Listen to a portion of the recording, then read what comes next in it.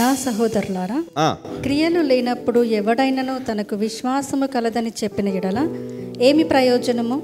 అట్టి విశ్వాసం అతన్ని రక్షింపగలదా? ఇక్కడ ఏమని రాయబడి ఉంది? నా సహోదరులారా, క్రియలు లేనప్పుడు ఎవడైనను తనకు విశ్వాసం కలదని చెప్పిన ఎడల ఏమి ప్రయోజనం? మరి పరిశుద్ధ గ్రంథం మనకు చాలా విషయాల్లో స్పష్టంగా మనకు నేర్పిస్తూ ఉంది. విశ్వాసం లేకుండా దేవునికి ఇష్టడయ్యుండుట అసాధ్యం కదా. విశ్వాసం లేకుండా దేవునికి ఇష్టడయ్యుండుట అసాధ్యం. మరి విశ్వాసం ద్వారానే అనేకులు స్వస్థతను పొందారు. ఈ విశ్వాసమును బట్టియే అద్భుతమైనటువంటి కార్యాలు జరిగినాయి. మరి ఇక్కడ మనం చూస్తూ ఉన్నాము, క్రియలు లేనప్పుడు మరి విశ్వాసము ఉండట లేనట్ట. క్రియలు లేనప్పుడు మరి అలాంటి విశ్వాసము అతన్ని కానీ ఆమెను కానీ రక్షిస్తుందా? క్రియలు లేని విశ్వాసము అది మృతము. క్రియలు లేని విశ్వాసము అది ఎవరికి కూడా రక్షించలేదు, అది ఎవరికి పనికిరాదు, ప్రయోజనం లేదు. అంటే ఇప్పుడు చాలామంది జీవితాల్లో మనం చూస్తే క్రియలు లేని విశ్వాసమునే కలిగి ఉన్నాం. ఒకవేళ విశ్వాసము కనుక నీలో ఉంటే మరి ఆ విశ్వాసము క్రియను చేస్తుంది. నీ జీవితంలో గొప్ప కార్యములను చేయగలదు నీ జీవితంలో. నిజమే. 2:19 కూడా ఒకసారి చదువుకుందాం. దేవుడొక్కడే అని నీవు నమ్ముచున్నావు, అలాగు నమ్ముట మంచిదే. దయ్యములను నమ్మి వణకుచున్నవి. చూడండి, ఇక్కడ దేవుడు ఒక్కడే అని ఎవరు నమ్ముతున్నారు? నీవు నమ్ముచున్నావు. మరి అలాగూ నమ్ముట మంచిదే. మరి దయ్యములు కూడా దేవుడు ఉన్నాడని, దేవుడు ఒక్కడే అని నమ్ముతూ వణుకుతున్నాయి. అంటే వాటికి తెలుసు, దయ్యములకు తెలుసు దేవుడున్నాడు, ఆయన ఒకడే. అయితే ఆ క్రియ మన జీవితంలో జరగాలి అంటే మనం నమ్మాల్సింది ఒకటే, దేవుడు ఉన్నాడు. ఈరోజు చాలామంది దయ్యాలు ఉన్నాయని నమ్ముతారు. మరి ఇప్పుడు దేవుడు ఉన్నాడు అని నమ్మేవాళ్ళు, ఇప్పుడు దయ్యము ఉంది అని నమ్మేవాళ్ళు ఏమంటారు? అబ్బా, కడుపులో వస్తుంది, ఇది దయ్యమే. నాకు రావాల్సిన డబ్బులు ఆగిపోయినాయి, ఇది దయ్యం పనే కదా. మా జీవితంలో ఏదో జరుగుతుంది, ఇది ఎవరు చేశారు? ఎవరో చేశారు, ఇది దయ్యం పనే. నువ్వు నమ్ముతున్నావు, క్రియ అక్కడ కనబడుతుంది. కొన్నిసార్లు ఆ బలహీనత కావచ్చు, ఆ వ్యాధి కావచ్చు, ఆ సమస్యలు కావచ్చు, ఆ గొడవలు కావచ్చు. ఒక ఆయన అన్నాడంట అలా భార్యని, ఏమనంటే, నువ్వు అప్పుడప్పుడు దేవతలా కనబడతావు, కానీ ఈ మధ్యలో ఎందుకో దయ్యంలా కనబడుతున్నావు అన్నాడంట. ఏమన్నాడంట? నువ్వు అప్పుడప్పుడు దేవతలా కనబడతావు, మరి ఈ మధ్యలోనే దయ్యంలా కనబడుతున్నావు నాకు అన్నాడంట. ఆమె ముఖం మారలేదు, కానీ ఆమె ప్రవర్తన మారింది. ఏం మారింది?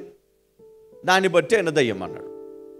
సరే, ఒక మనిషిలో 2 విధాల గుణాలు, ఒక మంచి కొంతమందికి అమ్మోళ్ళ ఇంటి వాళ్ళకి మంచి కనబడుతుంది కదా, పురుషుడు కానీ స్త్రీ కానీ. మన ఇంట్లో, అమ్మగారి ఇంట్లో అందరూ మంచోళ్ళే, అందరు దేవతలు, దేవుళ్ళే. అత్తగారింటి సైడు చెప్పాలా, అందరిదే. నేను చెప్పేది సాధారణంగా ఇప్పుడు జరిగే పరిస్థితులు ప్రతి ఇంట్లో. అంటే ఒక సైడు మంచి, ఒక సైడు చెడు. అంటే ఎందుకంటే నువ్వు ఎక్స్పీరియన్స్ అయ్యావు కాబట్టి. ఇప్పుడు స్కూల్లో, కాలేజీలో, కంపెనీలో ఒకళ్ళు మంచోళ్ళు ఉంటారు, ఒకళ్ళు చెడ్డలు ఉంటారు. 2 బాసులు ఉన్నారు అనుకోండి, ఒక బాస్ అంటే చాలా ఇష్టం, ఇంకొక బాస్ అంటే నీకు అస్సలు ఇష్టం. ఎందుకు? ఎప్పుడు అరుస్తూనే ఉంటాడు నీ పైన. కొన్ని పరిస్థితులు మన కళ్ళ ముందు కనబడతా ఉంటాయి, ఏది మంచి ఏది చెడు. అలాగే మన జీవితంలో కూడా మంచి ఉంది, చెడు ఉంది ప్రతి ఒక్క వ్యక్తిలో. మరి ఇక్కడ ఈ మంచి చెడు అనేది మనకు అర్థమైంది. ఎందుకంటే మనము ఎదుగుతున్నాం, తెలివి ఉంది, జ్ఞానం ఉంది కదా, మనకన్నీ తెలుసు. అయితే ఈ చెడును నీ జీవితంలో నుంచి నువ్వు వెళ్ళగొట్టాలి. అంటే అది నీకు నష్టం చేస్తుంది, నీ శరీరానికి, నీ ఫ్యూచర్కి, నీ కుటుంబానికి, నీ ఉద్యోగానికి, నీ వ్యాపారానికి, నీ ఎదుగుదలకు, నీ జీవితంలో అన్నిటికీ ఈ చెడు అనేది అడ్డుగా ఉంది. అది ఒక వ్యసనం అనవచ్చు, అది ఒక మరి చెడు బంధం అనొచ్చు, స్నేహం అనొచ్చు, మరి అనేక రకాలుగా ఉంటుంది. అది నీ జీవితంలోకి వచ్చినప్పుడు అంత ఈజీగా పోతుందండి. చిన్నప్పటి నుంచి ఒక రోగం ఉంది, అది పోవట్లేదు. రోగం మంచిగా చెడా చెప్పాలా? ఒక రోగము ఒక వ్యక్తికి ఉన్నప్పుడు అది ఆ వ్యక్తికి మంచి చేస్తుందా, చెడు చేస్తుందా? చెడుయే కదా. మరి ఇప్పుడు మనం ఏం కోరుకుంటాం? మంచి కోరుకుంటాం, స్వస్థత కోరుకుంటాం, విడుదల కోరుకుంటాం, ఆశీర్వాదం కోరుకుంటాం కదా. మరి ఇవన్నీ కూడా ఎక్కడున్నాయి తెలుసా? నమ్ముట నీ వలనైతే నమ్మువానికి సమస్తం సాధ్యమే. ఈరోజు జరిగింది నీ జీవితంలో జరగాలి అని నువ్వు ఆశపడ్డప్పుడు నీకేదో కావాలి కదా. నా జీవితంలో జరగట్లేదండి, నా జీవితంలో మంచి అనేది కనబడట్లేదు, నా కుటుంబంలో మంచి జరగట్లేదు, నష్టం జరుగుతుంది, నా కుటుంబంలో బలహీనత ఉంది, నా జీవితంలో సమస్యలు ఉన్నాయి, నా జీవితంలో ఓటమి ఉంది, ఇవేవి పోవట్లేదండి అంటే ఒకటి మనం నమ్మేటప్పుడు ఎలాంటి ఆటంకాలు ఉండకూడదు అనమాట. అంటే మనసు చాలా ప్రశాంతంగా ఉండాలి. నీ మనసు ఎప్పుడైతే ప్రశాంతంగా ఉంటుందో అప్పుడు ఆ ప్రశాంతమైనటువంటి వాతావరణంలో మంచి నేలపైన విత్తబడిన ప్రతిది కూడా మొలకెత్తుతుంది. హల్లెలూయా కదా. ప్రతిది కూడా దేవుడు ఆశీర్వదిస్తాడు. మంచి నేల అనేది చాలా అవసరం మనకు. మన జీవితంలో ఫలము, వరము మనం పొందాలి అంటే మరి మంచి నేల అనేది మనకు కావాలి కదా. నేల లేకుండా మరి విత్తనము మనము చల్లలేము, పంట కూర్చుకొనలేము.